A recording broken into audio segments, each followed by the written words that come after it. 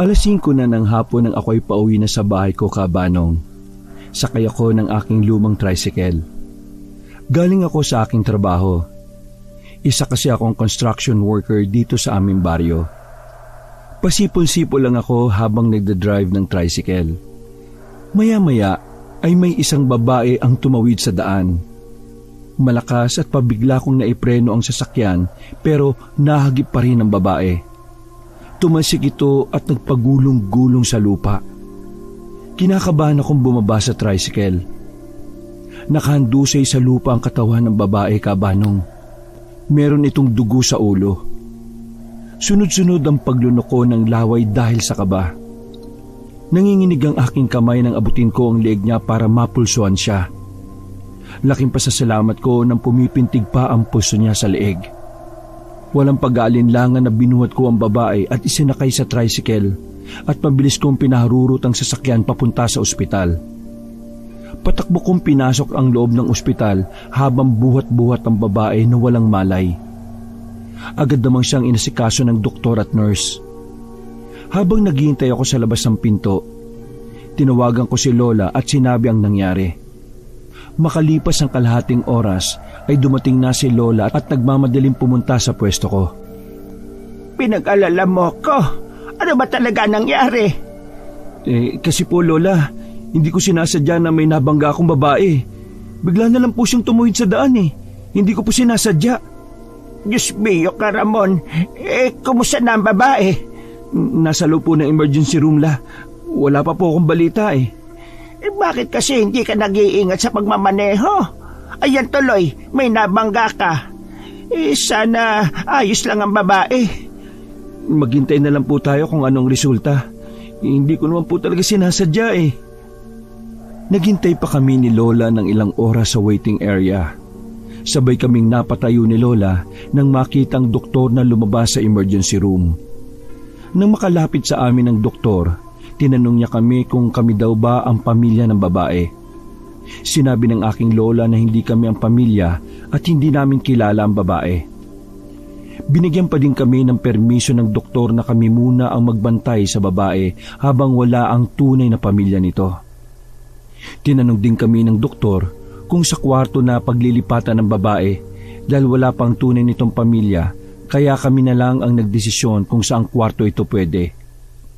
Sinabi ng doktor na maaring magkaroon ng amnesia ang babae dahil malakas daw ang pagkakabagsak ng ulo nito sa isang matigas na bagay. Naalala ko naman na mayroong isang bato na nakausli sa lupa kung saan ko binuhat ang babae.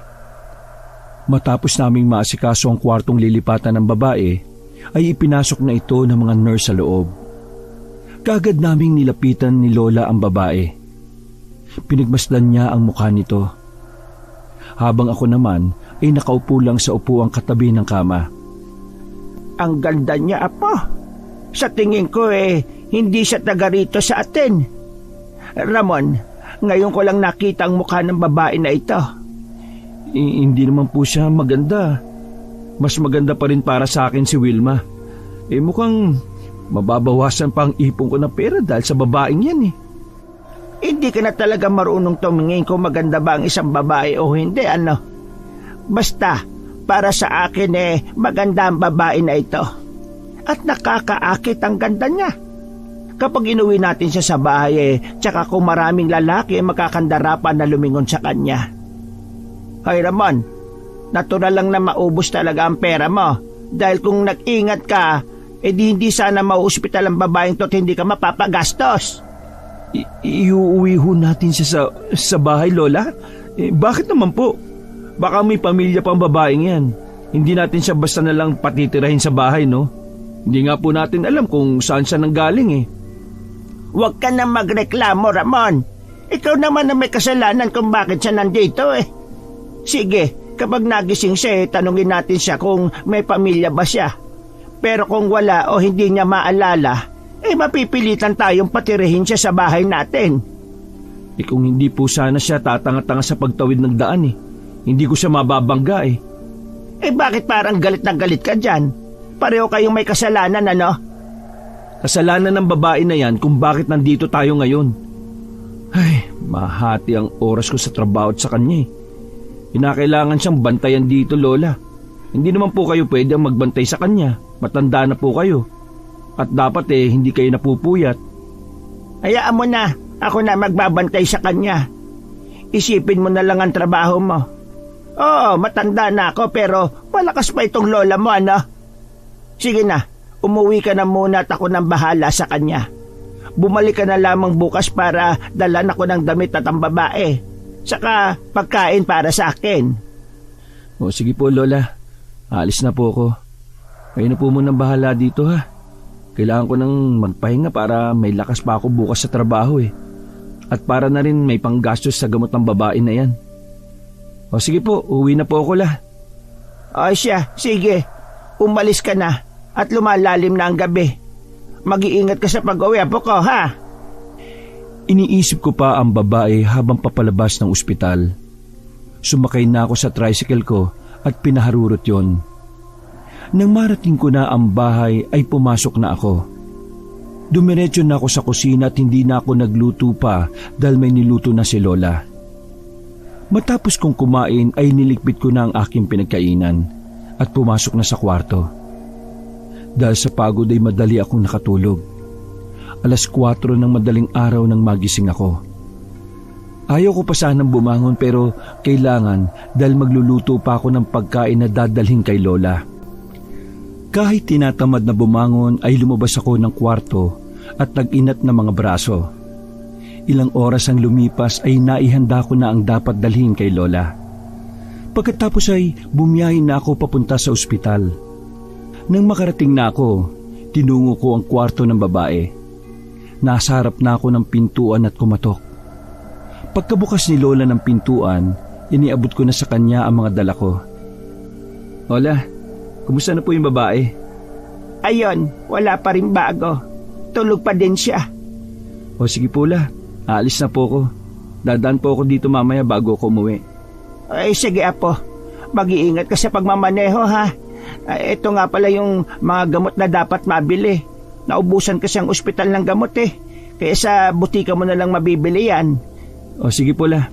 O paano po? Aalis na po ako. Hindi ko na sinilip ang babae dahil naiinis pa din ako sa kanya.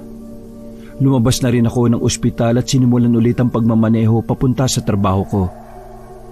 Nang sumapit na ang 5:00 ng hapon, niligpit ko na ang mga gamit sa pagtatrabaho. Binigay na rin sa amin ng foreman ang aming sahod dahil araw na ng Sabado. Tamang-tama lang ito dahil may pambili na ako ng gamot. Matapos ko matanggap ang sahod ko, ay umalis na ako sa site at pumunta na sa butika.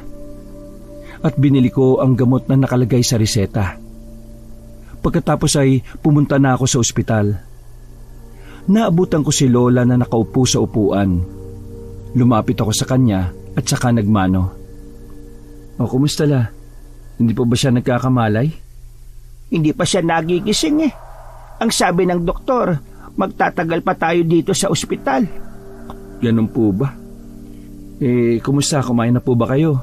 Baka mamaya niyan hindi po kayo kumakain sa tamang oras, ha? At kayo naman ang ma-ospital. Huwag mo akong alalahanin. Kumakain ako sa tamang oras. O sige, La. Hindi na po ako magtatagal. Uuwi na po ako. Para makapagpahinga na din po tayo. Tawagan niyo na lang ako, ha? Kung may problema man po dito. O siya, sige. Ako nang bahala rito. Araw-araw ganun ang naging routine ko, Kabanong. Maaga akong nagigising para magluto ng pagkain na dadalhin para kay Lola. At sa hapon naman ay dadaan ako sa ospital para malaman kung gising na ba ang babae. 3 araw ang lumipas, nagising na din ang babae. Pagpasok ko sa loob ay naroon ng doktor para bisitahin siya. Nang matapos na ang ginagawa ng doktor ay umalis na rin ito sa kwarto. Tahimik lang ako na pinagmamasdan si Lola at yung babae. Inilalayo nito ang katawan niya kay Lola sa tuwing hahawakan siya. Ako nga pala si Lola Guada. Ako ang nagbantay sa iyo habang wala kang malay. Sino kayo? Nasaan ako? Judy ang ipinangalan namin sa iyo dahil hindi rin namin alam ang pangalan mo. Naririto ka sa ospital. Huwag ka matakot sa amin. Siya naman ang apo ko na si Ramon.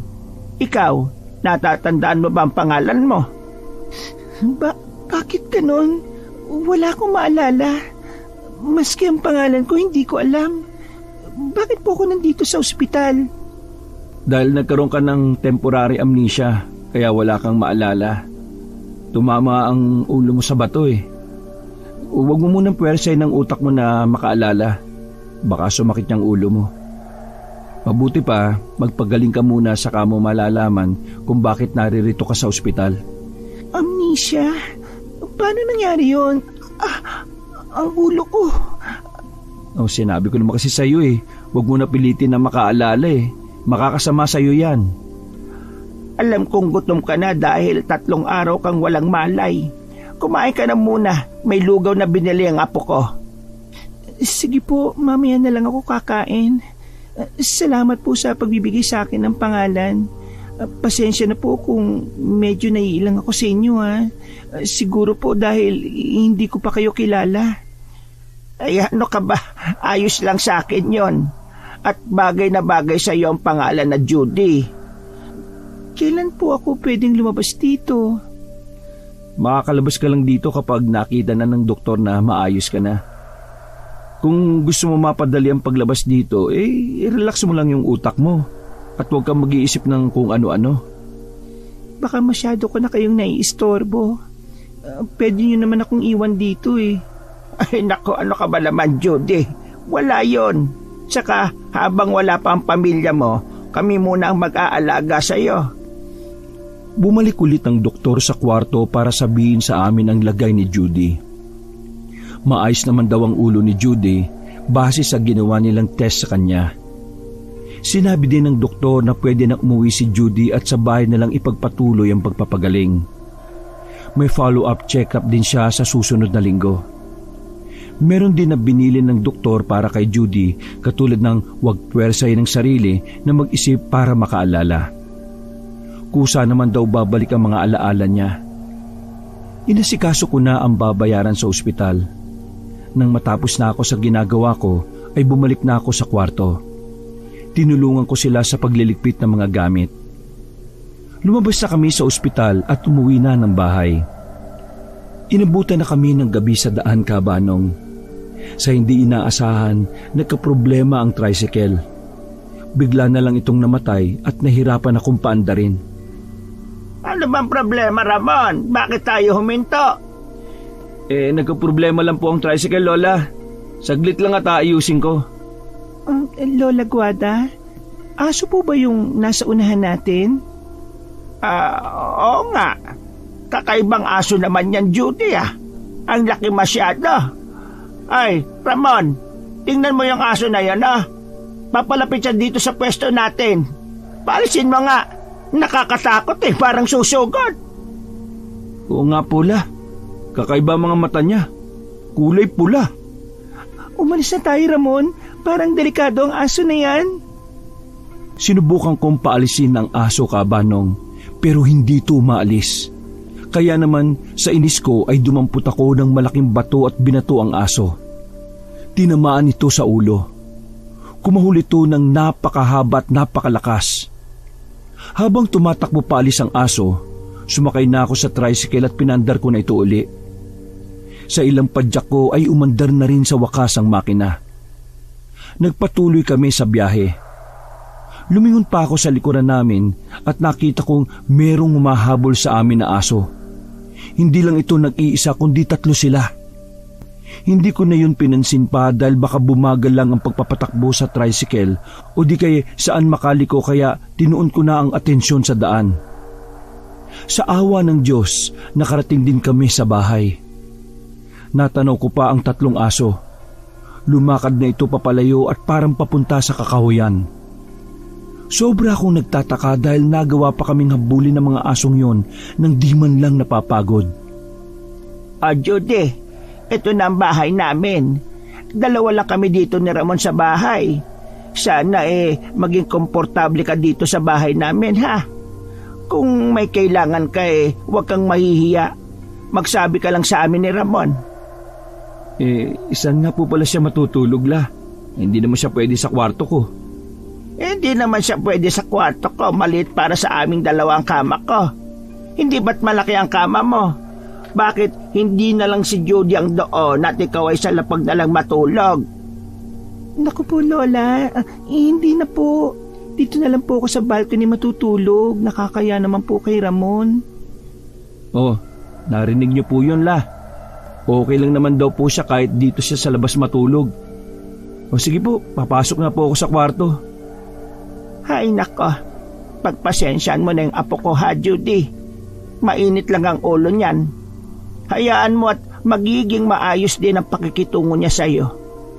Sa kusina lang ako ha, baka may kailangan ka. Puntahan mo lang ako doon. Magluluto lang ako ng hapunan natin. Ay sige po, La. Tulungan ko na po kayo. Wala din naman akong gagawin eh. O, ikaw bahala. Huwag ka lang masyadong makikilos ha, dahil bawal sa'yo. Pagpunta nila sa kusina, dumiretso naman ako sa banyo para umihi. Mula doon ay nadinig ko ang usapan nilang dalawa. Bakit ganun po ang pakikitungo sa akin ni Ramon? Para pong may nagawa akong malaking kasalanan sa kanya. Alam kong hindi mo pa dapat malaman ang nangyari sa iyo. Baka mag-isip ka na naman at sumakit ang ulo mo. Sasabihin ko sa iyo pero sana huwag kang magagalit sa kanya ha. Hindi po, Lola. Mas mabuti po na malaman ko ang lahat. Siya ang dahilan kung bakit na-ospital ka at wala kang maalala. Pero hindi niya sinasadya na mabundol ka ng tricycle niya. Bigla ka na lang daw kasing tumawid sa daan. Kaya ayun, naiinis siya sa iyo. Pero hayaan mo na siya. Lilipas din ang pagkainis niya sa iyo. Kilala ko yung si Ramon eh. Ganun po ba? Kaya naman po pala sana po mawala ng inis niya sa akin. Eto. Luto na itong sinabawan natin at kanin. Tatawagin ko lang si Ramon para sabay-sabay na tayong kumain. Sige po. Ay, Ramon! Lumabas ka na dyan at kakain na tayo. Ano po ang ulam natin, La? Niluto ko yung paborito mong ulam na sinigang. Ikaw, Judy, kumain ka ng mga gulay pampalakas niya ng resistensya. Ganun po ba? Sige, kumain na tayo. Namiss ko na itong sinigang eh. Sige po, Lola. Masarap nga po itong gulay eh. Tahimik kaming kumaing tatlo. Masarap ang pagkakaluto ni Lola ng ulam kaya madami akong nakain. Hinaplos-saplos ko ang tiyan ko dahil busog na busog ako. Si Judy na ang nagpresenta na maghugas ng plato kaya di na ako nag-abalang tumulong. Nagpaalam na ako sa kanila na mauuna na akong matulog. Pinatay ko na ang ilaw sa kwarto at nahiga sa kama. Ilang oras na ang lumipas pero hindi pa ako dinadalaw ng antok. Pagulong-gulong lang ako sa kama. Kahit anong gawin ko ay hindi ako makatulog. Pasado 12:00 na ng gabi nang tingnan ko ang cellphone ko. May narinig akong ingay sa labas na parabang binabangungot. Kaya naman lumabas ako sa kwarto at nakita ko si Judy na hirap sa paghinga habang natutulog sa mahaba naming upuan sa sala. Butil-butil ang pawis niya sa noo. At ang kamay niya na mahigpit ang hawak sa kumot ay meron na din akong nakikita na ugat sa kamay niya. Agad ko naman siyang nilapitan sa higaan at ginising siya. Judy, gumising ka. Judy, binabangungot ka, gising. Wag ka lumapit sa akin. Judy, ako to si Ramon. Huwag ka matakot. Anong nangyari? Binabangungot ka, Judy, kaya ginising kita. Ito, tubig. Uminom ka muna. Salamat, Ramon. Akala ko totoo yun. Ano bang laman ng bangungot mo? May humahabol sa akin at hindi ko alam kung sino sila. Nakakatakot ang itsura nila. Natatakot ako.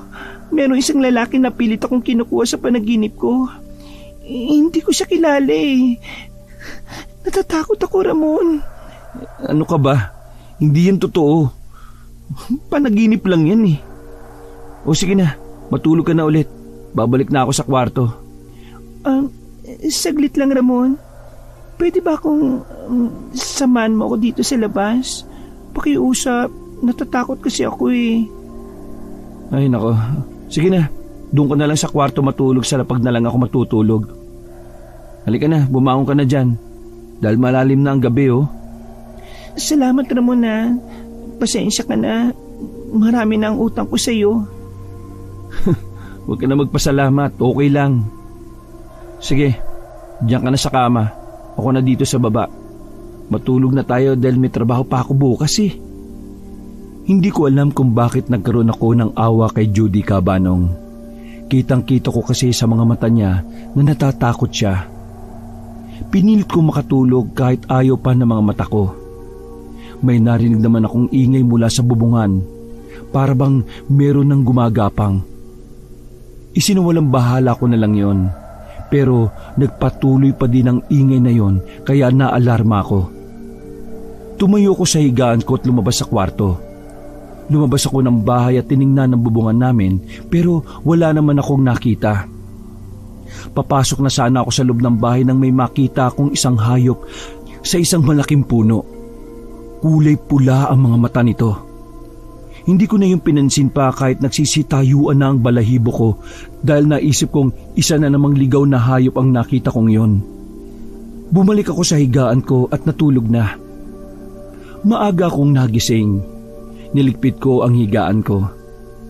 Wala na rin sa higaan si Judy. Pumunta ako sa kusina at naabutan ko si Lola na nagkakape. Magandang umaga la. Si Judy po nasaan? Ay, magandang umaga din, Apo. Ayun, nandun sa labas. Nagwawalis. Maaga pa nga siya nagising eh. Tingnan mo, Ramon, oh. Ang daming sumusulyap-sulyap kay Judy na kalalakihan. Alam mo naman po mga tao dito sa atin, Lola. Makakita lang ng ibang mukha naiignorante na. O sige po la, lalabas lang po ako para maglinis ng tricycle. Magandang umaga, Ramon. Salamat nga pala sa pagpapatulog mo sa akin sa kwarto mo kagabi ha. Ano ka ba? Wala yun, Judy. Baka isipin mo na wala akong konsensya at awa sa'yo at ang sama ko. Ginawa ko lang yon dahil naawa ko sa'yo kagabi. Mabait ka naman, Ramon eh. Tsaka, sorry pala sa nagawa ko ha. Alam kong naiinis ka sa akin. Sinabi na ni Lola Guada sa akin na ako ang may kasalanan kung bakit ako na ospital. Pasensya ka na talaga ha, dahil naabala ko pa kayong maglola.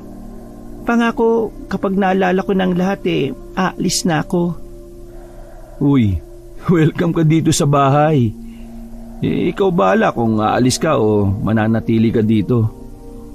Tsaka pasensya na din kung iba yung pakikitungo ko sa'yo nitong nakaraang mga araw. May kasalanan din naman ako sa nangyari, hindi lang ikaw. Ibig mong sabihin, hindi ka na naiinis sa akin? Wala namang patutunguhan kung patuloy ako maiinis sa'yo eh. Kaya okay na sa akin na nandito ka sa bahay. Dahil kahit papano may nakakasama si Lola kapag wala ako dito. Naku, salamat talaga, Ramon. Magpapaalam pala ako sa'yo kung pwede ba ako maglakad-lakad kahit dyan lang. Oh, sige. Basta huwag ka lang lalayo ha. Pagkaalis ni Judy ay si Lola naman ang kumausap sa akin matapos akong lapitan. Oh, si Judy nasaan? Nagpaalam po, Lola. Gusto niyang maglakad-lakad muna. Siguro naboboring na dito sa bahay Palagi mo siyang babantayan, Ramon ha. Huwag mong iaalis ang paningin mo sa kanya sa tuwing lalayo siya. Bakit naman po, Lola? Basta, huwag ka na magtanong. Sundin mo na lang kung ano yung sinasabi ko sa iyo. Naku, Lola. Sobra naman po ata yung pagkakalapit niyong dalawa.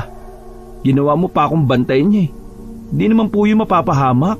Hindi naman po yung bata. Nagtaka ako sa sinabi ni Lola Cabanong. Hindi ko siya maintindihan. Hindi rin naman siya nagpapaliwanag sa akin. Maya-maya ay narinig namin na sumisigaw si Judy. Kaya naman naalerto ko. Dali-dali akong tumakbo kung saan ang pinanggagalingan ng boses niya. May nakita kong isang sanga ng kahoy sa daan. Kinuha ko yun at tumakbo na ulit. Narinig ko pa si Lola na sumisigaw habang nakasunod sa akin. Tulong! Ramon, tulungan mo ako! Tulong! Judy! Nasaan ka? Wisit ka, bitiwan mo ako! Hindi kita kilala! Tulong! Uy! Bitiwan mo si Judy! Ramon, pilit akong kinukuha ng lalaking yan. Hindi ko siya kilala. Ay, anong nangyayari dito? Sino ang lalaking yan? Hindi namin kilala, Lola. Naabutan ko siyang inihila si Judy. Hindi Judy ang pangalan yan. Umalis ka na dito at huwag ka nang babalik. Hindi ako alis hanggat hindi ko siya nakukuha. Ano bang kailangan mo kay Judy? Hindi nyo na pwedeng malaman pa. Huwag niyo ako sa kanya ibibigay. Hindi ko siya kilala. Huwag mo akong pilitin na ihampas sa'yo itong kahoy na ito. Huwag ka nang babalik pa dito. Umalis ka na. Wala kang karapatan sa kanya. Kung kinakailangan na saktan kita ay gagawin ko. Sinugod ako ng lalaki, Kabanong. Napatras naman si Judy at Lola dahil sa nagpapambuno na kami ng lalaki. Tinamaan niya ako ng suntok sa sikmura. Kaya napopo ako sa sakit. Nahirapan din akong huminga habang nakahawak ang kamay ko sa tiyan ko. Sumugod naman ulit ang lalaki. Biglang humarang si Judy sa pagitan namin na parang pinoprotektahan ako. Ganun na lang ang gulat ko sa aking nakita. Umangat sa ere ang lalaki dahil sinakal siya ni Judy. Hindi na makahinga ang lalaki dahil sa higpit ng pagkakasakal ni Judy sa kanya. Tinawag ko si Judy pero para itong walang naririnig. Agad naman pumunta si Lola kay Judy. Agad namang natuuan si Judy sa ginawa niya. Bumagsak ang lalaki sa lupa matapos siyang mabitawan. Judy, tama na yan. Mapapatay mo na siya. Anong nagawa ko? Lola, hindi ko sinasadya ang ginawa ko. Hindi ko alam kung bakit ganyan ka umasta. Para bang wala kang maalala. Nawala man ang memorya mo, pero hindi mo may tatago ng matagal ang pagkatao mo. Sige, aalis ako. Pero pinapangako ko, babalikan kita. Ano? Ayos ka lang ba, Judy? Oo, Ramon. Ikaw, ayos ka lang ba? Mukhang nasaktan ka kanina eh. Nako, huwag mo akong alalahanin, no? Yung kanina, paano mo nagawa yun? Paano mo siya naiangat sa ere? Hindi ko rin alam, Ramon. Bigla na lang ako nakaramdam ng galit nang makita kitang nasaktan kanina. Hindi ko alam na nagawa kong saktan ng lalaking yon. Sa tingin ko kilala ka ng lalaking yon kaya siya lumapit sa iyo. Yung lalaki na yon, siya ang laman ng pangungot ko sa tuwing matutulog ako. Siya ang nakikita ko. Parang may connection kami sa isa't isa. Mabuti pa iwasan mo na lang siya, Judy. Kung kilala ka niya, hindi ka niya pipilitin na kunin. Mabuti pa ibuwi na tayo sa bahay. Huwag ka nang lumabas ng bahay ulit kung wala kang kasama, ha, Judy? Lumipas ang 1 buwan. Hindi na din siya lumalabas ng bahay kapag wala ako. Yun ang bilin ko sa kanya. Oh, saan ka pupunta? Sa balon. Magigib lang sana ako ng tubig. Wala na kasing tubig sa kusina eh.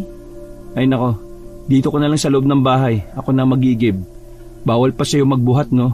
Baka sumakit na naman yung ulo mo. Sasama na lang ako sa iyo sa pag-iigib. Ay, oo nga pala, Ramon. May pumunta kanina ditong babae. Nahanap ka niya eh. Nasa trabaho ka noon nang pumunta siya dito. Ha? Sino? Sinabi niya ba ang pangalan niya? Wilma ata ang pangalan niya sa pagkakatanda ko. Hindi niya naman sinabi kung anong dahilan niya sa paghanap sa iyo eh. Tinarayan pa nga ako. Hindi ko naman siya inaano. Talaga bang ginawa niya yun sa'yo?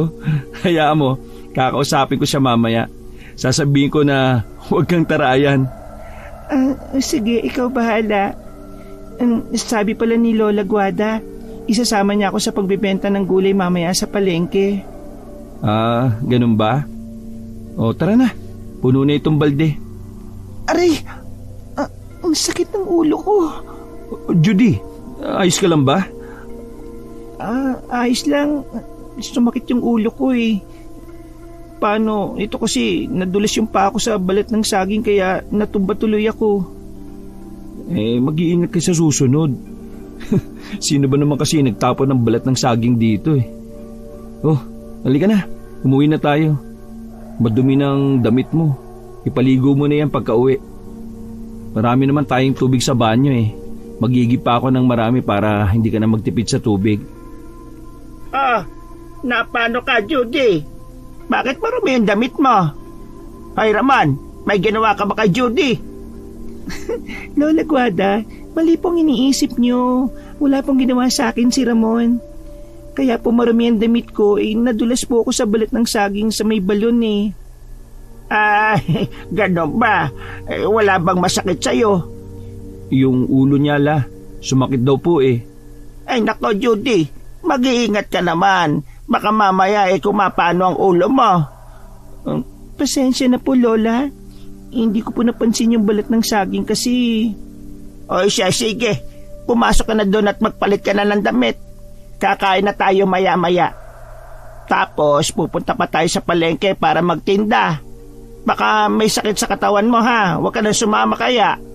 Ay, maayos na po ako, Lola. Sasama po ako sa inyo. Magbibis na po ako. Nagsimula na kaming kumain at minadali na lang namin ang pagtapos ng pagkain dahil magbebenta pa sila Lola ng gulay. Tinulungan ko si Judy na maghugas ng plato para mapadali ang gawain. Inayos naman ni Lola ang mga gulay na dadalhin sa palengke. Yatid ko na lang po kayo sa palengke mamaya, Hindi ka ba mahuhuli sa trabaho mo? Aba, malayo ang palengke sa pinagtatrabahuan mo, hindi ba? Hindi po muna ako magtatrabaho. Tutulungan ko na lang po kayo sa pagtitinda. Baka po mamaya mabastos si Judy doon. Marami pong bastos sa palengke, hindi ba? Oy, sige, ikaw bahala. Sa gandang ito ni Judy, talagang mababastos ito doon. Wala pa namang mga modong ilang binata doon. Halina kayo, umalis na tayo. Pagkarating namin sa palengke, parang batang aliw na aliw si Judy sa mga nakikita niya. Napapangiti ako pero palais pa na naman sa akin kung bakit ganun siyang umasta. Nagtataka ako habang tinatanong ang sarili kung bakit ba ang palengke ay hindi niya rin maalala. Ang ganda po pala dito sa lugar niyo, Lola. Ay, oo naman. Mas maganda doon sa pinakabayan. Marami kang mabibili doon na mumurahin lang. Halika na, Judy. Mauna na tayo kay Ramon. Apa, ikaw na bahalang magdala ng mga gulay, ha? Mauna na kami sa iyo ni Judy. Sumunod ka na lang doon sa pinagpupwestuhan natin. Opo, sige po. Sa pagpasok pa lang namin sa palengke, may napalingon na sa gawin namin at talagang kay Judy nakatutok ang paningin ng mga tao. Nagbubulungan pa ang mga ito. Nakaramdam naman ako ng pagkainis dahil kakaiba sila kung tumingin kay Judy, lalo na ang mga kalalakihan. Parang nanghuhusga ang mga mata nila. Madali kasing mapansin ang kulay ng balat ni Judy.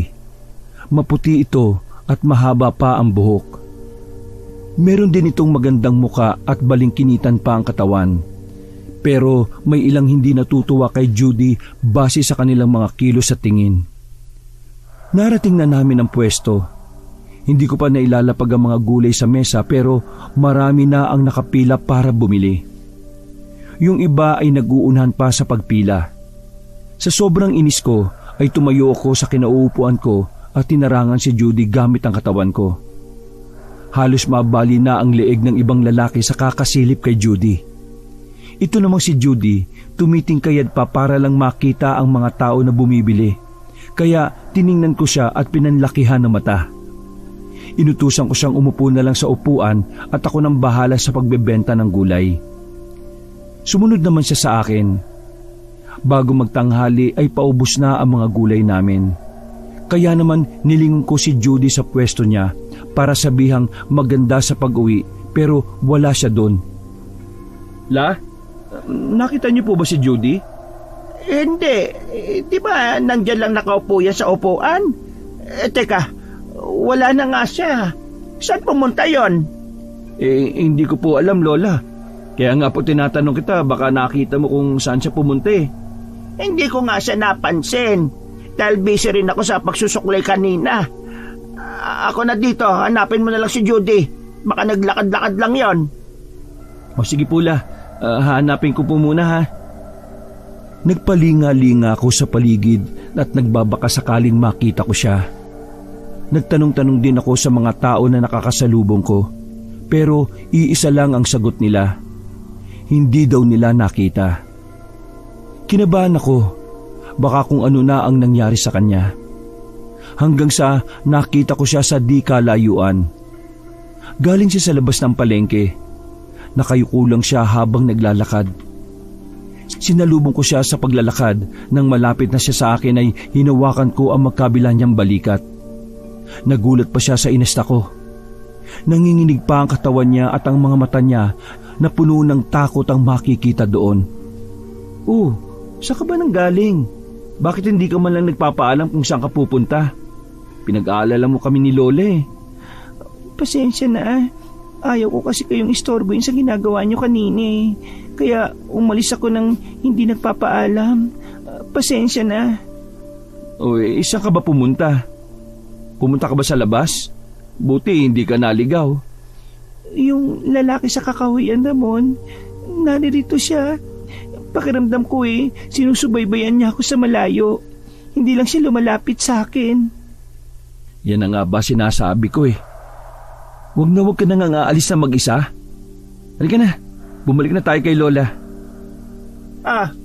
Mabuti naman at nariyan na kayong dalawa. Saan ka ba galing, Judy? May pinuntahan lang po, Lola. Bakit parang hindi ka mapakali dyan? Kasi po, Lola, bumalik po yung lalaki. Naririto siya sa palengke.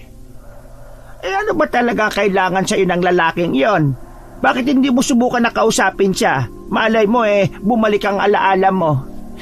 Natatakot po ako, Lola. Walang mawawala sa'yo kung susubukan mo. Ella, uwi na po ba tayo? O may bibilin pa po kayo? Wala na, Ramon. Uuwi na siguro tayo. Nakakapagod ang araw na ito para sa akin. Lumabas na kami ng palengke. Sa di kalayuan ay nakita ko ulit yung lalaki. Nakatingin ito kay Judy. Sumakay na kami ng tricycle.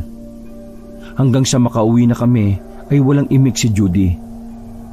Lumipas sa mga araw, unti-unti kong napapansin ang pagbabago niya.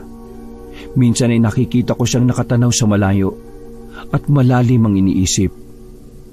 Maya-maya ay nakipag-usap na siya kay Lola at nakinig lang naman ako sa usapan nila. Lola Guada, nasaan na po mga magulang ni Ramon? Matagal nang walang magulang si Ramon. Sanggol pa lamang siya nang mamatay ang kanyang ina dahil sa panganganak sa kanya. Ganun po ba? Yung tatay po niya, nasaan na? Naaksidente naman yung kanyang ama. May bagyo noon kasalukuyan siyang nasa laot para mangisda. Sa kasamaang palad tumaob yung sinasakyan niyang bangka. Magdadalawang araw nang mahanap ang katawan ng tatay ni Ramon sa tulong ng mga Coast Guard. Kaya, ayun, sa akin na lumaki ang batang yan. Ang lungkot naman po ng kwento ng buhay ni Ramon. Pero, maswerte pa rin po siya dahil meron siyang lola na mabait. Si Ramon na lang kasi ang meron ako, Judy. Maswerte rin ako dahil may kasama ako sa pagtanda ko. May nag-aalaga sa akin kahit uugod-ugod na ako. Matanong ko lang din po, Lola. Yung asawa niyo po, nasaan na po? Matagal nang patay ang asawa ko. Hindi nga namin nabigyan ng hustisya ang pagkamatay niya Ano pong ikinamatay? Pinatay siya ng aswang. Kaya hanggang ngayon galit pa rin ako sa mga aswang. Kung meron man akong makita na aswang, hindi ako magdadalawang isip na patayin siya. Gusto kong ipaghiganti ang lolo ko. Ay, Ramon, hindi ba sinabi ko na sa iyo? Huwag kang mananakit ng kapwa mo tao. Hayaan mo na ang Diyos ang maningil sa gumawa nun sa lolo mo. Aswang? Paano mo naman nasabi na aswang ang gumawa nun, Ramon? Baka nagkakamali ka lang. Sa tingin mo, Judy, meron bang siraulo na kukuha ng laman loob ng isang tao? At puro sugat ang likod ng lolo ko nang matagpuan namin? Hindi naman gawain nyo ng mga adik o di kaya mga hayop. Matagal na sa lugar namin ang lolo ko. Wala nga siyang naging kaaway dito mula pagkabata niya hanggang sa tumanda siya. Totoo yon, Judy. Wakwak ang katawan ng asawa ko nang makita namin. Hindi namin matukoy kung sino ang may kagagawan nun. Kaya nga ang sabi ko dyan kay Ramon huwag nang gumanti sa gumawa nun sa lolo niya. Tsak, ikakapahamak niya lang. Lola, hindi dapat po ganun-ganun na lang yun. Pinatay nila ang lolo ng walang kalaban-laban. Kaya gaganti ako. Kahit taon na ang lumipas ay hindi ko pa rin nakakalimutan yon. Humanda talaga sa akin ang aswang na yon. Sige na, pumasok ka na nga sa trabaho mo, Ramon. Di ba guys sabi mo mag-half day ka? Umuwi ka mamaya ng maaga ha. Huwag ka magpapagabi. Kung saan-saan na naman napupunta yung usapan natin Uulit na naman tayo sa dati. Nagpaalam po ako sa foreman ko na hindi muna ako makakapagtrabaho, Lola. Oh, ay bakit naman? Para naman po mabantayan ko si Judy at may katuwang kayo dito sa bahay. Lalo na po ngayon, umaaligid yung lalaki na yung kay Judy mula sa malayo. Siya, ikaw ang bahala pero uutusan kita. Bumili ka na lang ng bigas doon sa binibilhan natin. Tapos mga grocery dito sa bahay. Ito ang pera. Hala, sige na, lumakad ka na. Ay, sige po, La. Aalis na po ako. Mag-iingat ka ha. Inakala nila na nakaalis na ako pero tumambay muna ako sa labas ng bahay dahil tinatamad pa akong umalis. Sa pagtambay ko, narinig ko ang usapan nila. Iniisip ko lang po yung tungkol sa mga sinabi nyo. Sa tingin nyo po ba may mga natitira pang aswang sa mundo? Ikaw ba, sa tingin mo, meron pa ba? Ano po ang ibig nyo sabihin? Mahigit 1 buwan na yung lumipas, Judy. Meron ka na bang naaalala? Meron na nga po akong naaalala. Yun nga lang po kaunti pa lang. Simula nung nadulas po ako sa may balon, unti-unti pong lumilitaw sa isip ko yung nakaraan. Pero yung iba, hindi pa bumabalik Ay sige, sabihin mo sa akin, Judy. Hindi ka normal na tao, hindi ba? Alam kong alam mo ang ibig kong sabihin. Paano niyo po nalaman, Lola Guada? Tama po kayo. Hindi ako normal na tao. Isa po akong aswang. Pero hindi po ako masamang aswang Hindi ako nananakit ng tao. Tungkol pa lang po sa pagkatao ko ang naaalala ko Yung pamilya ko po hindi pa. Alam ko yon, Judy. Sa umpisa ay alam ko na ang pagkatao mo. Hindi lang ako nagtanong. Naalaman ko yon dahil isa akong manggagamot. Hindi ko sinabi kay Ramon nang nalaman ko. Pasensya na po kayo, Lola Guada, kung naglihim ako sa inyo. Kapag bumalik na po lahat ng alaala ko, hayaan nyo, aalis na po ako. Pwede ka naman dito sa amin manirahan, Judy. Walang makakaalam ng sikreto mo. Gustuin ko man, Lola Guada, pero ayaw ko po kayo madamay ni Ramon. Nahanap na po ako ng kapatid ko. Tatakas po kaming dalawa at magpapakalayo-layo. Kapatid? Opo, yung lalaking panay ng sunod sa akin. Kapatid ko raw po siya. Sigurado ka ba sa desisyon mo? Opo, Lola. Ikaw bahala, Judy. Pero tatandaan mo, handa kaming tumulong ni Ramon kung kinakailangan, ha? Salamat po, Lola. Isa po kayong mabuting tao na nakilala ko. Gusto ko din pong sabihin sa inyo na tuwing 12:00 po, nakikipagkita po ako sa kapatid ko para mag-usap po kami. Basta mag-iingat ka lang, Judy. Baka may makakita sa iyo. Alam niyo po, Lola Guada, 2 na lang kami ng kapatid ko. Sabi niya, namatay din po mga magulang namin. Sinunog daw po sila ng mga tao. Pero hindi pumasok sa isip namin ang maghiganti. Yun po ang kwento sa akin ng kapatid ko. Hindi ko alam kung anong mararamdaman ko sa lahat ng mga narinig ko, Kabanong. Hindi ko alam kung ano ang gagawin ko. Sumapit ang hapon, bumili na ako ng bigas sa palagi namin binibilhan ni Lola. Hindi nakatakas sa pandinig ko ang mga pinag-usapan ng mga tsismosang pagdating ko sa bilihan. Meron na naman daw bata na natagpuan sa isang basurahan.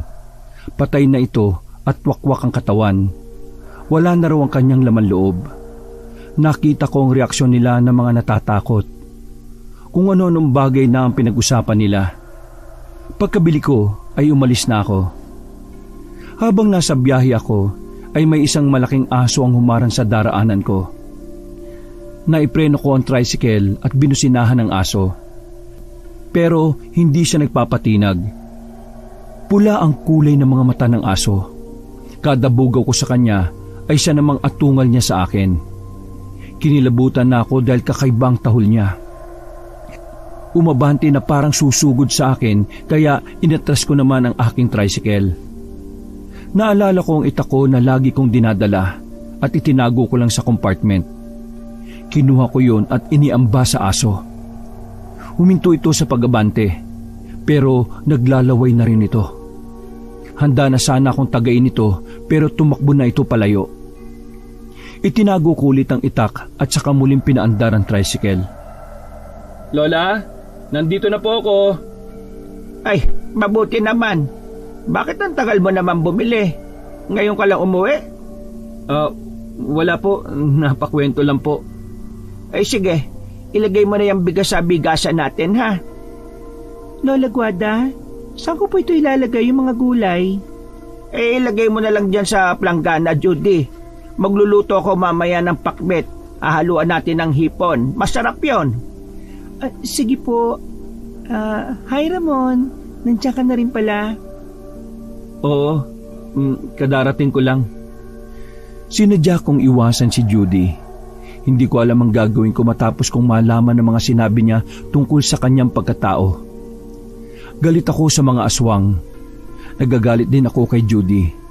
Pero wala naman siyang kinalaman sa pagkamatay ng lolo ko. Pero bigla na lang akong nanlamig sa kanya pagkatapos kong malaman na aswang siya. Hindi ko rin pinahalata sa kanila na alam ko na ang lahat. Meron nga po pala akong nasagap na balita. Ano na naman balita yan? May nakita raw na bata sa basurahan eh. Wala na pong buhay. Wakwak daw ang tiyan. Siyempre, pagka ganyan, sino pang gagawa? Di ba, aswang? Pagkasabi ko noon ay bahagya akong sinulyapan si Judy. Napayuko siya at hindi na umimik. Nagasik na naman ng lagim ang mga aswang. Gutom na sila kaya umatake na naman ng mga tao. Ubus na siguro yung mga alaga nilang hayop. Bakit kasi ang tatakaw nila no? Tapos ngayon, tao na naman ang bibiktimahin. Kapag ako talaga nakatsyempo ng aswang, yari yan sa akin Ay, siya nga po pala. Kanina sa daan, may humarang sa akin na napakalaking aso. Kakaiba talagang hayop na yun. Iniisip ko tuloy na aswang yun Mabuti na lang talaga at dala ko lagi yung itak ko. Ayun, umatras nung tatagain ko na sana. Gabi na. Tapos na rin kaming kumain ng hapunan at magsisitulog na kami nang may kumatok sa pinto. Teka, merong kumakatok sa pinto. Sino kaya ang bisita natin ng ganitong oras? Maaga pa naman, Lola. May inaasahan po ba kayong bisita? Wala naman na po. Teka, pagbubuksan ko muna maka-emergency ito. Agad binuksan ni Lola Guada ang pinto at agad na nakipag-usap dun sa taong kumakatok. Judy, ikaw ang hanap ng bisita natin. Halika muna, pumunta ka rito. Ako po? Wala naman po akong inaasahan na bisita. Simon, bakit nandito ka? Gusto kitang makausap, ate. Siya ba ang kapatid mo, Judy? Kaya pala, palagi ko siyang nakikita na nakatingin sa iyo palagi. Opo, Lola Guada. Siya nga po pala si Simon. Simon, siya si Lola Guada, ang tumulong sa akin. Pumasok ka na muna sa loob, iho. Salamat to. Ikaw? Magkapatid pala kayo? Kaya pala. Ngayon nauunawaan ko na. Simon, siya si Ramon. Apo ni Lola Guada, siya rin ang tumulong sa akin. Ramon, siya yung kapatid ko, si Simon. Bumalik na kasi yung ilan sa alaala ko. Itinago ko ang tungkol doon kasi iniisip ko baka hindi niyo na ako tanggapin. Nagsimulang bumalik ang memorya ko nung nadulas ako sa balon. Pasensya na, Ramon, ah. At bakit kailangan mo itago sa amin na nakakaalala ka na? Ang gusto lang naman talaga namin bumalik na ang alaala mo at nang makaalis ka na dito sa bahay. Ramon, ano ba sinasabi mo? Sasabihin ko naman sa inyo yun. Yun nga lang, hindi pa ako handa eh. Paano mo nahanap yung kapatid mo, Simon? Dahil naamoy ko siya. Sinundan ko yung amoy ng ate ko. Palagi ko din siyang binabantayan sa itaas ng bubungan ninyo. Sinundan ng amoy?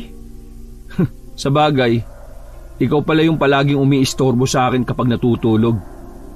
Panay ka kalampag sa bubungan na parang sinisilihan eh. Oo, ako nga yun. Mga aswang kami. Pero hindi kami nananakit ng tao. Sorry, Ramon, ah. Kung inilihim ko sa iyo ang pagkatao ko. Panahon na siguro para malaman mo na hindi ako isang normal na tao. Pasensya na kung itinago ko sa iyo yun. Natatandaan ko na tumatakbo ko noon sa kakahuyan para takasan si Lito, ang pinuno namin. Gusto niyang maikasal ako sa kanya, pero ayaw ko kaya tumakas ako at yun din ang gabi na nabangga mo ko. Oo, alam ko na aswang ka. Narinig ko ang pag-amin mo kay Lola. Kaya naiinis ako sa'yo. Wala na tayong oras, ate. Pati sa pagpapaliwanag sa'yo, Ramon. Ang malagay na alaman mo na. Kinukuha ko ng ate ko sa inyo. Salamat sa pag-aalaga niyo sa kanya, ha? Pasensya ka na, Ramon. Hindi ko sinabi sa iyo dahil alam kong galit ka sa mga aswang. Mabait na aswang naman si Judy, apo. Galit talaga ako sa mga katulad nila, Lola. Aswang ang pumatay sa lolo ko sa asawa niyo. Huwag niyo naman po yung kalimutan, La.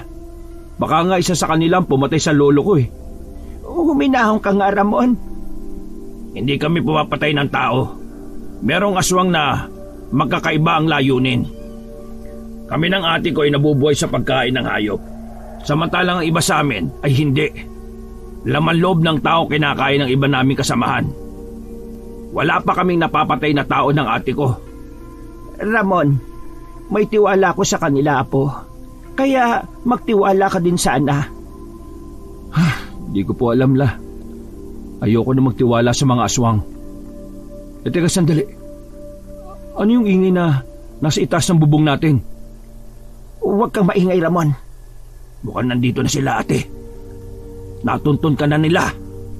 Sinundan ka nila, Simon. Sinabihan na kita na huwag kang pupunta dito dahil delikado. Tingnan mo, Simon, may nakikita ko mga nakatago sa banda ron, Inilalagay niyo lang ang buhay namin ng lola ko sa kapahamakan pati ng ibang mga tao dito. Huwag ka nga maingay, Ramon. Kumuha ka ng asin sa kusina at ihagis mo sa itaas. Aalis ang nilalang na yon. Sinunod ko ang sinabi ni Lola. Kumuha ako ng asin sa kusina at sinaboy sa labas ng bahay. Isang nilalang ang nakita ko sa itaas ng bubong namin. Matutulis ang kuko nito na kinakalmot pa ang bubong namin. Nang humarap siya sa akin, isinaboy ko sa kanya ang asin. Natamaan ito at umangil. Tumalon ito sa lupa at tumakbo papunta sa kakahuyan sa likod ng bahay. Pumasok naman ako sa loob habang kinikilabutan. Nandito na mga aswang. Oo, Ramon. Naririto na nga sila. Babalik sila. Alam ko yon. Kukunin ka nila, ate. Hindi titigil si Lito hanggat hindi ka nakukuha. Paparusahan ka raw sa pagtakas mo. Maya-maya ay natigilan sila na makarinig ng boses ng lalaking halimaw sa labas ng kanilang bahay. Felisa! Alam kong nariyan ka sa loob ng bahay na yan! Harapin mo ako! Huwag kang magtago sa mga hindi mo kauri! Sino yun? Felisa ang pangalan mo, Judy? Siya si Lito, ang masamang aswang. Oo, Felisa ang pangalan ni ate. Anong gagawin natin? Masyado silang marami. Tingnan mo sa damuhan. Marami pang nagtatago. Dalawa lang tayo. Harapin natin sila, Simon.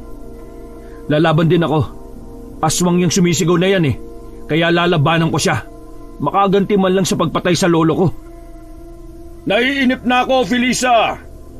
Huwag mong hintayin na pasukin ko ang bahay na yan at idamay ang mga kasama mo dyan. Lumabas ka, Felisa! Nandito ako, Lito.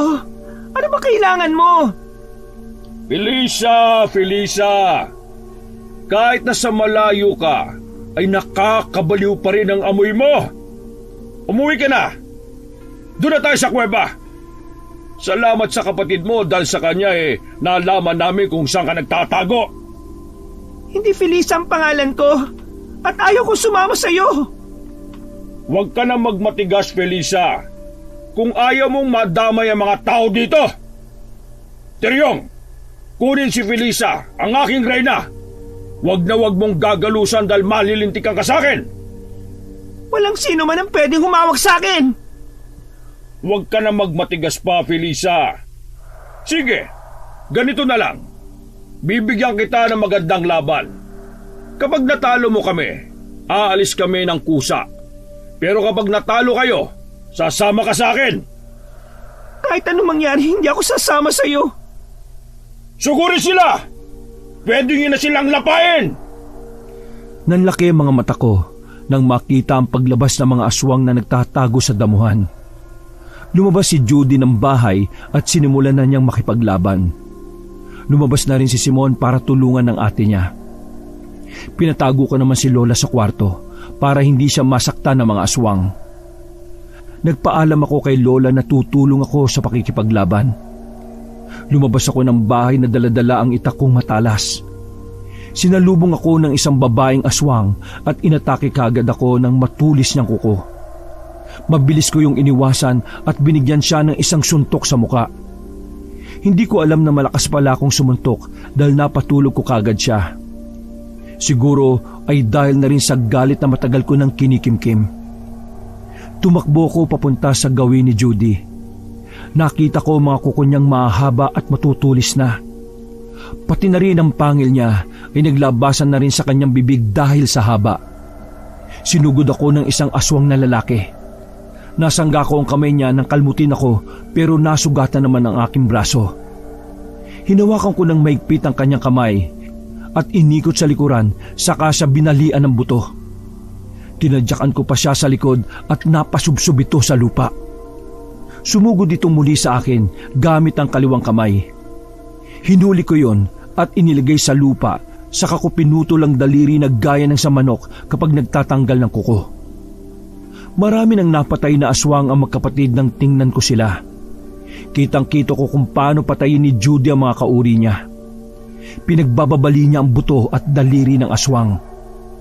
At sinasaksak niya ito sa sikmura gamit ang mga kuko niya. Dinako ko naman kay Simon ang aking paningin. Akmang sasaksakin na siya ng aswang gamit ang mahabang kuko, kaya mabilis kong hinampas ang aswang sa ulo gamit ang hawak kong itak. Para akong naging bato nang makitang bumulagta sa lupa ang aswang. Tinulungan kong tumayo si Simon at nakita kong meron siyang sugat sa balikat. Maya-maya ay nakita ko si Lola na bihag ng isang aswang at maras siyang kinakaladkad. Pagkatapos ay ibinigay niya kay Lito si Lola. Nakaramdam ako ng takot para sa lola ko, Kabanong. Pero galit naman ang nararamdaman ko sa mga aswang na yon. Tumigil kayong lahat! Kung ayaw niyong patayin ko ang matandang ito! Lola! Pakawalan mo ang lola ko! Hayop ka! Pakakawalan ko lang ito kung sasama sa akin si Felisa. Ikaw lang ang kailangan namin, Felisa. Hindi sana mangyayari ang lahat ng ito kung sumama ka lang kagad sa amin. Wag mo idamay ang inosenteng tao dito, Lito. Laban natin tong dalawa. Pakawalan mo si Lola Guada. Sumama ka na sa akin, Felisa. Pangako, hindi masasaktan ang matandang ito. Huwag kang sumama, Judy. Ikaw naman nasasaktan niya. Huwag kang sulsol, lalaki. Huwag mong pakialaman ang usapan namin. Hindi siya nagbibiro, Ramon. Ako ang kailangan niya. Matatapos ang gulo na ito kapag sumama ako sa kanya. Ayaw kong may mangyari kay Lola Guada. Hindi ko mapapatawad ang sarili ko. Sige, ikaw na munang bahala sa kapatid ko. Alam niya kung saan ako hahanapin. Huwag mo na akong paghintayin, Felisa! Pakuwala mo siya. Sasama ako sa'yo. Hindi mo kailangan mandami ng tao. Judy, hindi mo ito kailangan gawin. Huwag kang sumama sa kanya. Tumahimik ka, matanda! Sige na, Felisa. Lumapit ka na. Yan. Magaling. Ganyan nga. Lumapit ka sa akin. Halika. Uuwi na tayo sa kaharian natin. Umalis na tayo, aking mga kampon! Nakuha na natin ang inyong reyna. Umuwi na tayong lahat. Dalhin ang mga sugatan natin, mga kasama. Walang iiwan kahit isa. Pagkalis nila ay kaagad kong nilapitan si Lola. Sobrang pag-aalala ko sa kanya. Lola, ayos ka lang po ba? Hindi ka ba nasaktan? Ayos lang ako, Ramon. Pero si Judy, tinangay siya ng aswang na yon. Ililigtas namin siya, Lola. Kinakailangan natin gamutin si Simon. May sugat po siya eh. Sige, pumasok na tayo sa loob ng bahay para magamot ko ang sugat niya. Nilinis ni Lola ang sugat ni Simon pagkapasok namin sa loob. Habang ako naman ay nag-iisip kung papaano makukuha si Judy sa mga aswang na yon.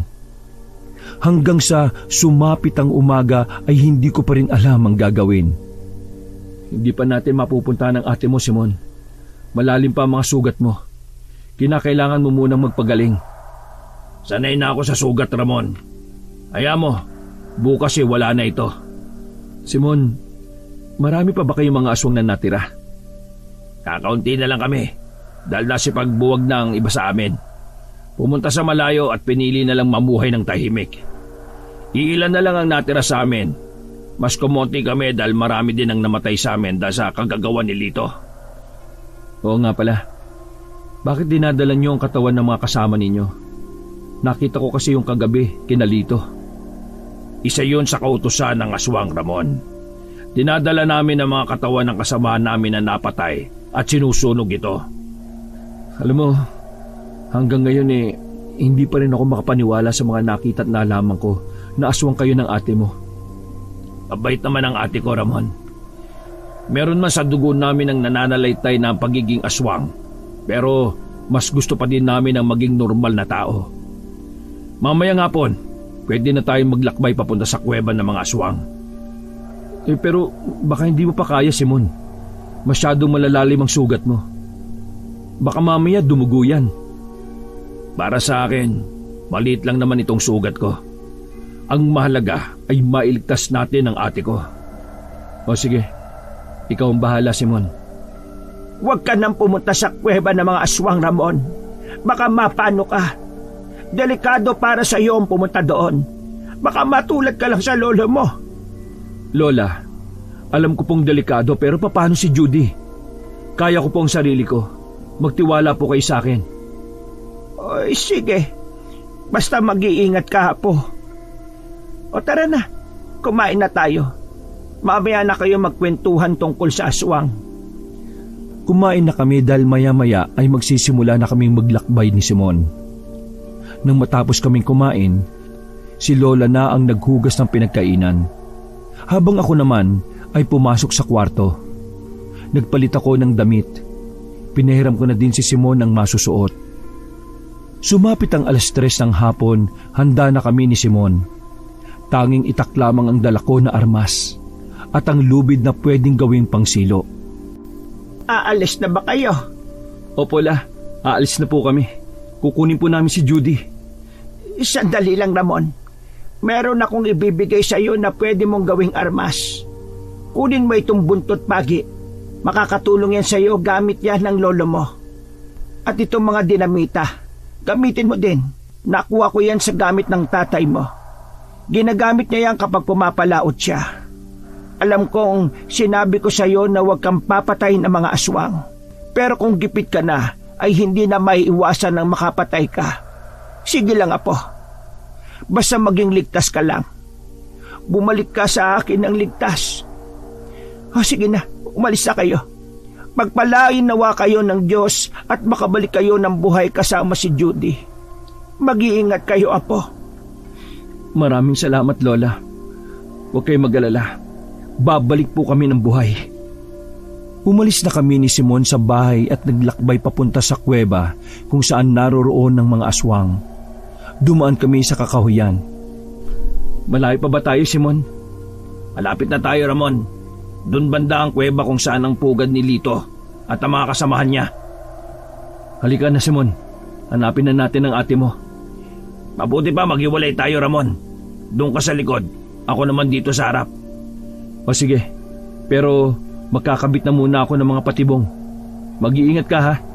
Ikaw rin. Magkita na lang tayo mamaya. Naghiwalay kami ni Simon. Sinimulan ko na ang gagawin kong paglalagay ng mga bitag. Nakuha ko ang bag na ibinigay ni Lola at inilabas ko ang mga lubid na gagawin kong pangsilo sa mga aswang. Tinakpan ko ng mga tuyong dahon ng ginawa ko. Maingat akong nagtatago sa mga matataas na damo. Wala akong makitang aswang sa labas ng kuweba. Nakita ko si Simon kaya lumapit ako sa kanya. Bakit walang mga aswang sa labas? Nasa loob silang lahat. Ginaganap nila ang kasal ni Ate Felisa at Lito. Kailangan natin silang pigilan, Ramon. Akin ang mga dinamita mo. Teka, anong gagawin mo sa dinamita? Papasok ako sa loob. Kukunin ko si ate. Gagamitin ko ang dinamita para takutin sila. Maghintay ka lang dito sa labas. O sige, mag-iingat ka, Simon, ha? Pumasok si Simon sa loob ng kuweba habang ako naman ay nanatili sa labas. Dahil sa inip ko, ay maingat akong pumasok sa loob. Meron na akong naririnig na ingay. Nagtago ako sa isang sulok at pinakinggan silang mabuti. Ang lakas ng loob mong bumalik dito sa kuweba. Buhay ka pa palang traidor ka? Bumalik ako dito para tapusin ka, Lito. Hindi ako papayag na makasal ka sa ate ko. Hindi mo makukuha sa akin si Felisa nang basta lang. Dakbit niyo si Simon at ikulong! Sige, subukan niyo lumapit. Hindi ako magdadalawang isip na sindihan nitong dinamita. Sabay-sabay tayong mamamatay dito. Kaya mabuti ba, ibigay mo sa akin ang ate ko, Lito. Kung ayaw mong dumanak ang dugo mo dito kasama ang mga kampon mo. Simon, butit bumalik ka. Bumalik kami ni Ramon, ate. Nasa labas siya, naghihintay sa atin. Kaya walang susunod sa inyo. Hayaan niyo kami makatakas para walang mamatay. Judy, dito dali. Lumabas na tayo. Abulin niyo sila. Huwag gayaang makatakas. Tumakbo kaming tatlo sa batuhan, Kabanong. Hinabol kami ng mga alagad ni Lito. Isang malakas na pagsabog ang narinig ko. Sinindihan ni Simon ng dinamita. Marami ang namatay nang ihagis niya ito sa mga aswang na sumusunod sa amin. Mas lalong naggalit si Lito nang makita ang kanyang alagad na wala ng buhay. Napahinto kami ni Judy sa pagtakbo nang may isang aswang na humarang sa daraanan namin. Tumutulo ang malapot na laway nito at tumatawa na parang baliw habang nandilisik ang mga mata. Nagpalitan ng kalmot si Judy at ang aswang. Kitang-kita ng mga mata ko kung paano dukutin ni Judy ang puso ng aswang at itapon ito sa lupa na tumitibok pa ito. Kinuha ko ang buntot pagi sa bewang ko at malakas na hinigupit ang aswang na sumugod naman sa akin. Namimilipit ito sa sakit habang nagsisigaw. Itinarak ko sa kanya ang itak at nawalan nito ng hininga. Bigla na lang sumulpot ang mga aswang na kung saan-saan galing. Inabot na kami ng gabi sa pakikipaglaban sa kanila. Naubos na ang alagad ni Lito at siya na lang ang natitira. Ang iba naman na aswang ay nakabitay sa puno ng kahoy gamit ang lubid na ginawa kong silo. Lakad takbo ang ginawa namin. Isang malakas na pagaspas ang nagmumula sa itaas ng kakahuyan ang narinig ko. Nang tingnan ko yon, isang malaking ibon ang nakita ko. Papabulusok ito sa kinaroroonan namin. Tinulak ko si Judy sa kabila para hindi mahagip ng malaking ibon na palagay ko'y aswang din. Tinamaan ako ng kuko ng ibon sa dibdib nang tinangka niya akong hablutin. Nakita kong dugo mula sa sugat. Nang lingunin ko ang ibon, nag-anyo itong tao at naging silito. Nakangisi ito ng malademonyo. Ramon, may sugat ka. Masakit ba, Ramon? Kulang pa yan. Hayaan mo't dadagdagan ko. Magkikita kayo ng lolo mo sa kabilang buhay! Ha? Ikaw? Ikaw ang pumatay sa lolo ko? Ba't tarantado ka? Sisiguraduhin ko siyang pagbabayaran mo ang ginawa mo sa lolo ko. Matagal na panahon kong hinanap ang gumawa nun sa lolo ko. Ngayon nagkita na tayo. Isinusumpa ko na mabibigyan ng hustisya ang pagkamatay niya. Ha! Wala kang magagawa. Wala kang kalaban-laban sa akin. Matutulad ka din sa lolo mong walang nagawa kundi ang magmakaawa na huwag siyang patayin. Tumigil ka, Lito! Ubus na ang mga kasamaan mo! Pabayaan mo na kami! Wala akong pakialam kung ubus na ang iba. Ang mahalaga sa akin ay mapatay ko ang lalaki na yan! Wala siyang kinalaman dito, Lito! Ako ang harapin mo! Sama-sama kayong mamamatay dito! Dadanak ang dugo niyo sa lupa! Hindi ko palalampasin ang ginawa niyong magkapatid sa pagtraidor sa angkan ng mga aswang! Wala kang karapatang mabuhay! Kahit sa impyerno, hindi ka tatanggapin doon! Isa kang gago! Tapusin na natin to, Lito! Pareho naming tinakbo ang natitirang pagitan sa amin, Kabanong. Binunot ko ang itak ko sa lalagyan nito. Mabilis kumilos si Lito pero hindi yun naging hadlang para hindi ko siya masugatan. Tumulong na din sa pakikipaglaban si Judy at Simon. Natamaan ako sa kamay ni Lito. Pagkatapos ay tumalsik ako sa puno. Umubo ko ng dugo na medyo ikinatakot ko. Ganon din si Simon. Nasugatan siya sa tiyan. Si Judy na lang ang natitira na nakikipaglaban. Pareho ang bilis at kilos nilang dalawa. Halos hindi ko na masundan ng tingin. Nakita ko na lang na tumalon sa ere si Judy at pumunta sa likuran ni Lito pagkatapos ay pinagkakakalmot niya ang likod nito. Umatungal naman sa sakit si Lito. Nahawakan nito si Judy sa leeg at sinakal gamit ang isang kamay. Itinaas pa niya sa ere si Judy. Pilit akong tumayo para matulungan si Judy. Hawak-hawak ko ang itak ko at buntot pagi. Kahit hirap sa pagtayo, ay pinilit kong makalapit sa kanila. Itinaas ko ang aking itak at walang ano-ano'y tinaga ang kamay ni Lito. Bumagsak naman sa lupa si Judy. Narinig ko pang nagsisigaw si Lito sa sakit habang hawak ang kamay niyang naputol. Nag-anyo itong malaking ibon at mukhang tatakas. Hinampas ko siya ng buntot pagi nang makalipad siya at hindi pa gaanong nakakalayo. Tinamaan ng pakpak niya at bumulusok ito sa lupa. Nag-anyong tao uli siya na marahil ay humina na ang kanyang kapangyarihan bilang aswang. Nilapitan ko siya at pinaghahagupit gamit ng buntot pagi. Namamaluktot ito sa sakit at pumapalahaw sa pagsigaw. Hinang-hina ito ng tigilan ko. Katapusan mo ng hayop ka! Buhay ang kinuha mo, kaya buhay mo rin ang kapalit! Magdasal ka na kung marunong ka! Baka sakaling tanggapin ka pa sa impyerno sa dami ng ginawa mong kasalanan! Wag, Ramon! Tama na yan! Huwag mong dungisan ng mga kamay mo! Hayaan mong mamatay siya sa kamay namin! Hindi na yan makakatayo! Pasalamat kang gago ka! Hindi mo ako katulad ng mamamatay tao! Meron pa rin akong takot sa Diyos! Hindi ganon yun kadali. Hindi niyo ako basta-basta mapapatay. Ang kunat mo din no? Hindi ako ganon kadali mapatumba. Ngayon, sabay-sabay na kayong mamamatay dito. Mamamatay na kayong dalawa! Ang bilis ng pangyayari. Hindi natuloy ni Lito ang pagsugod niya sa amin dahil pinigilan siya ni Simon. Nakahawak ang kamay ni Simon sa liig nito habang nasa likod siya ni Lito. Pilit kumakawala si Lito. Kinuha ni Simon ang dinamita sa bulsa niya at sinindihan. Iniligay niya yon sa bunganga ni Lito. Sumabog ang dinamita sa loob ng bunganga nito kasama si Simon. Isinakripisyo ni Simon ang buhay niya sa amin. Nakaluhod si Judy habang umiiyak para sa kapatid. Nilapitan ko siya at saka niyakap. Simon, hindi maaari. Hindi pa patay ang kapatid ko, Ramon. Hindi pa siya patay. Patawad, Judy. Pero wala na si Simon. Kasalanan ko lahat. Kasalanan kung bakit namatay ang kapatid ko.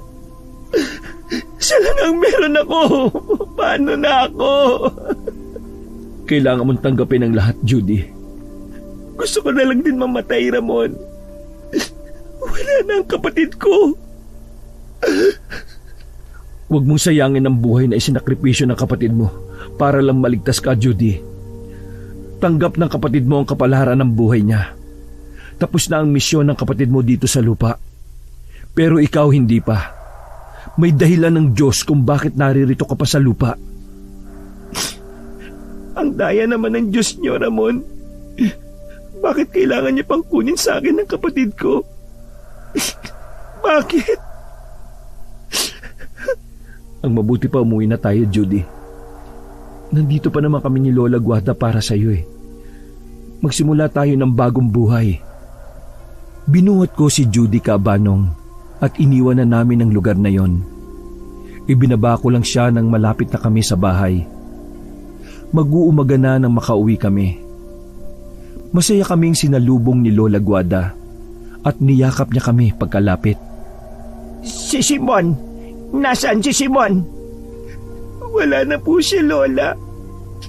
Namatay na po siya. Magpakatatag ka, Judy. Masaya na ang kapatid mo kung nasaan man siya ngayon. Tayo na, pumasok na tayo sa loob. Masaya akong makitang ligtas kayo. Hindi ko lang po matanggap ang pagkamatay ng kapatid ko, Lola. Lahat ng nangyayari, Judy, ay may plano ang Diyos. Dahil taging siya lang ang nakakaalam. Kung ano man ang misyon natin sa mundo, yan ay kung kailan niya tayo kukunin. Dahil tanging siya lang ang nakakaalam kung ano ang misyon natin sa mundo at kung kailan niya tayo kukunin. Lumipas ang 4 na buwan. Marami ang nagbago. Unti-unti na naming nakakalimutan ni Judy ang mga nangyari. Nagdesisyon kami ni Judy na magpakasal dahil pareho kami ng nararamdaman. Hindi hadlang sa akin ang pagkatao niya. Ang importante ay mahal ko siya at tanggap ko siya. Nagdalang tao si Judy sa una naming anak. Kabuwanan niya na din kaya sobrang saya ko. Makalipas ang 9 na buwan ay kabuwanan na din niya. Kaya sobrang saya ko dahil makakaanak na kami. Ang bigat talaga ng ipinagbubuntis ko. Siguro kambalang anak natin, Ramon. Kung ano ang ibigay ng Diyos sa atin, tanggapin lang natin, Judy. Aba, pahawak nga ako sa apo ko. Kahit hindi pa siya lumalabas nasasabik na akong makita siya. Kami rin po, Lola. Hindi na ako makapaghintay na makita ang anak namin. Sigurado kung maganda at gwapong magiging anak ninyo kung kambal yan. Sana nga po. Kamukha namin ni Ramon yung anak namin, Lola. Abay, syempre naman, Judy. Kanino pa ba magmamana mga apo ko sa tuhod? O siya, babalik na ako sa loob para ihanda yung pagkain natin, ha? Sige po, Lola. Salamat po. Oh, halika nga kayo dito. Payakap naman ako sa inyo. Magsusumikap ako sa trabaho para mabigyan kayo ng maayos na buhay. Mga anak, hindi na si tatay makapaghintay na makita kayo. Huwag niyong pahirapan si nanay kapag lumabas na kayo, ha? Kung dalawa man kayo. Teka, Ramon. Sumasakit ang tiyan ko. Parang umihilap sa sakit. Manganganak na yata ako. Saglit lang, Judy. Tatawagin ko si Lola. Lola! Lola Guada! Bakit ka sumisigaw dyan, Ramon? Si Judy po. Sumasakit na ang tiyan. Manganganak na po yata. Ay naka, manganganak na nga siya. Tingnan mo, bumutok na yung panubigan niya. Magmadali ka, buhatin mo siya at dalhin sa kwarto. Kumuha ka na din ng maligamgam na tubig. Ilagay mo sa planggana. Ramon, hindi ko na kaya sakit. Tiisin mo muna, Judy. Itukod mo ang iyong mga paa at ibuka mo ang mga binti mo. Bibilang ako ng 3. Umiri ka, ha? 1, 2, 3, ire! Hindi ko kaya talaga. Ang sakit. Kaya mo yan, Judy. Isa pa, Judy. Isang malakas na ire ang gawin mo. 1, 2, 3. Ire, Judy! Ayan, ganyan nga. Lumalabas na ang bata. Isang babae ang anak ninyo. Ang lusog-lusog ng bata. Nakaya mo, Judy. Nailabas mong anak natin. Ang lusog-lusog niya. Salamat. Tapos na din ang paghihirap ko sa panganganak. Saglit lamang, lilinisan ko lang yung katawan niya. Puro dugo kasi. Puputulin ko muna yung puso niya ha, at bibihisan. Ayan no, eto na ang baby niya. Nakakatuwa siya. Dahan-dahan sa pagkarga, Ramon. Ang cute-cute naman ng baby namin. Tingnan mo, Judy, oh. Ang ganda niya. Manang-mana sa'yo. Oh, bakit ka umiyak, Lola? Ibigay mo kay Judy. Padedehin mo muna ang bata. Ano palang ipapangalan niyo sa bata? Iga mo siya sa tabi ko, Ramon. Kali na lang ang ibibigay namin na pangalan sa anak namin, Lola. Kali. Ang gandang pangalan. Bukas na bukas, Ramon, asikasuhin mo ang pagpaparehistro kay Kali, ha? Opo, Lola. Tingnan niyo po, oh, ang takaw niya na dumede kahit bagong silang pa lang siya. Ganyan talaga ang mga sanggol, Ramon. Kapag iniluwal sila kailangan nilang uminom ng gatas sa kanilang ina. Kaya ikaw, palagi mong lulutuan si Judy ng ulam na may sabaw, ha? Para hindi mawalan ng gatas. Opo, Lola. Salamat po't nandyan po kayo palagi. Hindi ko alam ang gagawin ko siguro ngayon kung wala kayo. Pasalamat tayo sa Diyos, Ramon. Dahil binigyan niya pa ako ng mahabang buhay at nasilayan ko pa yung apo ko sa tuhod. Kapag ako'y nawala, dapat palakihin niyo si Kali na maging mabuting bata, ha? Lola naman, para ho kayong napapaalam na sa amin. Nararamdaman ko na malapit na akong mawala sa mundo. Sa tingin ko nga talagang pinagbigyan lang ako ng Diyos na makita si Ramon na magkaroon ng sariling pamilya at masilayan ng apo ko sa tuhod. Sobrang laki talaga ng anak namin, Kabanong. Sa sobrang laki ang akala namin ay kambal yon, ngunit isa lang pala. Ang bilis ng panahon, 5 taon na ang anak namin. Sayang lang din dahil hindi na niya nakita ang lola gwada niya. Inatake na ito sa puso. Dinala pa namin ito sa ospital pero araw lang ang itinagal niya doon. Bumigay na ang puso niya. Masakit ang nangyari sa akin. Hindi ako handa sa pagkawala niya. Parang may kulang sa buhay ko. Pero malaki ang pasasalamat ko sa Diyos dahil nandiyan na ang pamilya ko. Hindi na ako nag-iisa. Araw at gabi kinukwento ko palagi kay Kali ang lola gwada niya. At syempre, hindi ko na ikinuwento sa kanya ang tungkol sa mga aswang. Tuwing linggo ay pumupunta kami sa simbahan para humingi sa Diyos ng kapatawaran at proteksyon sa lahat ng masasama. Pagkatapos namin magsimba, ay dumadalo kami sa puntod ni Lola at Lolo. Pati sa puntod ng nanay at tatay ko. Namuhay kami ng pamilya ko na masaya. Ibinuon namin ni Judy sa nakaraan ang mga nangyari noon na masalimuot. Walang ibang nakakalam ang tungkol sa pagkatao ni Judy, tanging kaming 2 lamang. At magiging bahagi na lang ng kwento ang aming nakaraan. Wakas,